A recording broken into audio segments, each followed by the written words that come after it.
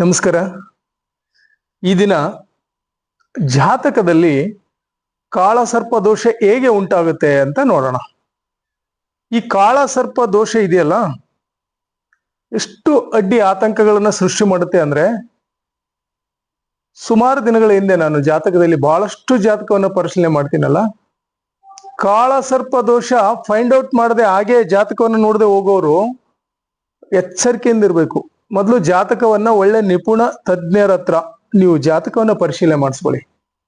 ಯಾವತ್ತು ನಿಮ್ಮ ಜಾತಕದಲ್ಲಿ ರಾಹು ಮತ್ತು ಕೇತು ಒಂಟಿಯಾಗಿ ಬೇರೆ ಬೇರೆ ಗ್ರಹಗಳು ಇಲ್ಲಿದ್ದು, ಇವೆರಡೂ ಗ್ರಹಗಳು ಸಿಂಗಲ್ ಆಗಿದ್ದಾಗ ಇಲ್ಲಿ ಬಹಳಷ್ಟು ತೊಂದರೆದಾಯಕವಾದ ಸ್ಥಿತಿಯಲ್ಲಿರುತ್ತೆ.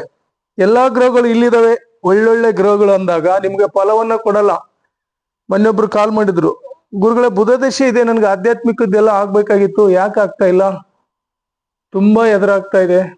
ಬುಧ ಗ್ರಹ ಒಳ್ಳೆ ಗ್ರಹ ಅಲ್ವಾ, ಒಂದು ದೇವಸ್ಥಾನ ಕಟ್ಲಿಕ್ಕೆ ಹಾಕಿದೀವಿ, ಅದು ಅರ್ಧಕ್ಕೆ ನಿಂತು ಬಿಟ್ಟಿದೆ ಅಂತ ಹೇಳ್ತಾ ಇದ್ರು. ಅವ್ರ ಜಾತಕವನ್ನ ಪರಿಶೀಲನೆ ಮಾಡಿದಾಗ ಕಾಳಸರ್ಪ ದೋಷ ಇದೆ ಇದ್ದು, ದೈವದ ಒಂದು ಊರಲ್ಲಿ ಚಿಕ್ಕ ಗುಡಿ ಕಟ್ಲಿಕ್ಕೆ ಕೂಡ ಆಗದೆ ಅಂತ ಪರಿಸ್ಥಿತಿ.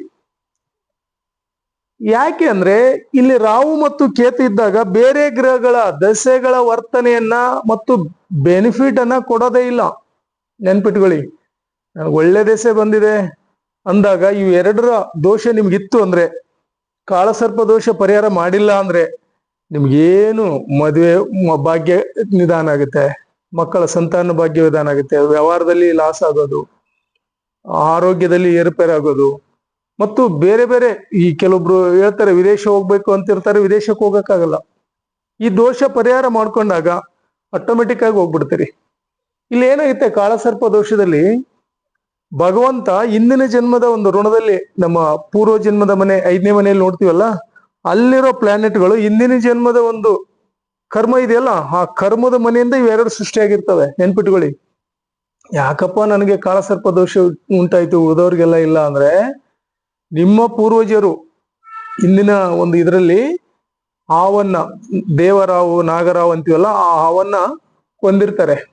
ಆ ಒಂದು ದೋಷ ಮಕ್ಕಳು ಮೊಮ್ಮಕ್ಕಳು ಆ ಸಂತತಿಗೆ ಬರ್ತಾ ಇರುತ್ತೆ, ಅಥವಾ ಬೇರೆ ಬೇರೆ ಏನೋ ಒಂದು ಮಾಡಿರ್ತಾರೆ, ಆ ದೋಷದಿಂದ ಇದು ಬರುತ್ತೆ. ಬಟ್ ನಿಮ್ಮ ಪೂರ್ವಜನ್ಮದ ಪುಣ್ಯದ ಮನೆಯಿಂದ ಆ ಜನ್ಮದ ಕರ್ಮ ಇಲ್ಲಿ ತೋರಿಸುತ್ತೆ. ಸೊ ಇದಕ್ಕೊಂದು ಪೂಜೆ ಮುಗಿಸ್ಕೊಂಡಾಗ ಆಟೋಮೆಟಿಕ್ ಆಗಿ ನಿಮ್ಮಲ್ಲಿ ಬದಲಾವಣೆ ಬರ್ತದೆ. ಎಷ್ಟು ಅಂದ್ರೆ ಬಹಳ ಅದ್ಭುತವಾದ ಪೂಜೆ.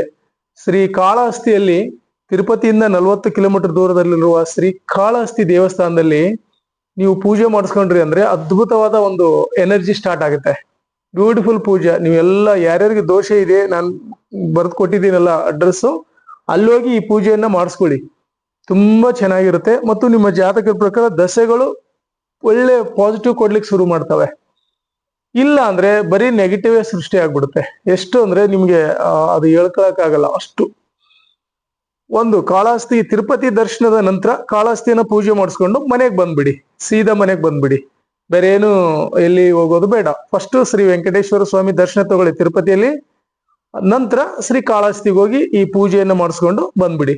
ಅನ್ನೆಸರಿ ಬೇರೆ ಬೇರೆ ಇರೋರು ಯಾರು ಮಾಡಿಸ್ಬೇಡಿ. ಈ ತರ ಕಾಳಸರ್ಪ ದೋಷ ಇರೋರು ಮಾತ್ರ ಅಲ್ಲಿ ಪೂಜೆಯನ್ನ ಮಾಡಿಸ್ಕೊಳ್ಳಿ.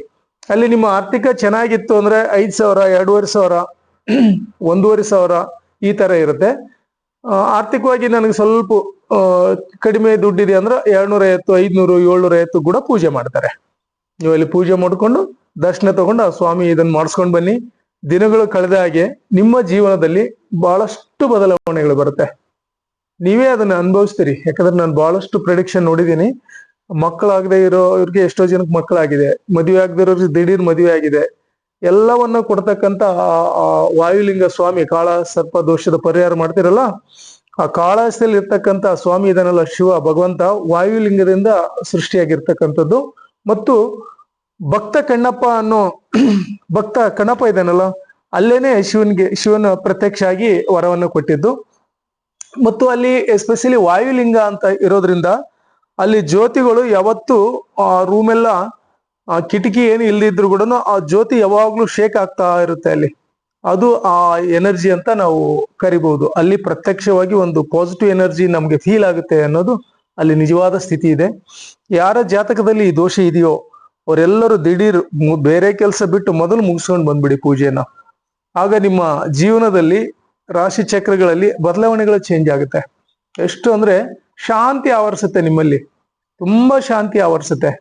ಹಿಂಗಾಗಿ ಆ ಭಗವಂತನ ಸನ್ನಿಧಾನಕ್ಕೆ ಹೋಗಿ ನಿಮ್ಮ ಒಂದು ಪೂಜೆಯನ್ನು ನೆರವೇರಿಸಿಕೊಂಡು ಎಲ್ಲರೂ ಆರೋಗ್ಯವಂತರಾಗಿದ್ದು ಆ ಒಂದು ಪ್ರೆಡಿಕ್ಷನ್ ಅನ್ನ ಮೊದಲಿಂದ ಫೈಂಡ್ ಔಟ್ ಮಾಡೋದನ್ನ ಗೊತ್ತು ಮಾಡ್ಕೊಳ್ಳಿ. ನನಗೆ ನಿನ್ನೆ ಒಬ್ರು ಬಂದು ಅಂದ್ರು, ಈ 40 ವರ್ಷ ನನಗೆ ಕಾಳಸರ್ಪ ದೋಷ ಒಬ್ರು ಹೇಳಿಲ್ಲ ಗುರುಗಳೇ ಅಂತ ಹೇಳಿದ್ರು. ಹೀಗಾಗಿ ನಿಮ್ಗೆ ಏನಾದ್ರೂ ಜಾತಕವನ್ನು ವಿಶ್ಲೇಷಣೆ ಇದ್ರೆ ನನ್ನ ನಂಬರ್ಗೆ ಸಂಪರ್ಕಿಸಿ, ನಾನು ನಿಮ್ಗೆ ಜಾತಕದ ಪ್ರೆಡಿಕ್ಷನ್ ಎಲ್ಲ ಹೇಳ್ಕೊಡ್ತೀನಿ. ಈ ಒಂದು ಕಾಳಸರ್ಪ ದೋಷದ ಇದನ್ನ ನಿಮ್ಮ ಎಲ್ಲ ಸಬ್ಸ್ಕ್ರೈಬ್ ಮಾಡಿ ಮತ್ತು ಎಲ್ಲ ವಾಟ್ಸಪ್ ಗ್ರೂಪ್ಗಳಿಗೆ ಶೇರ್ ಮಾಡಿ. ಓಕೆ, ಧನ್ಯವಾದಗಳು.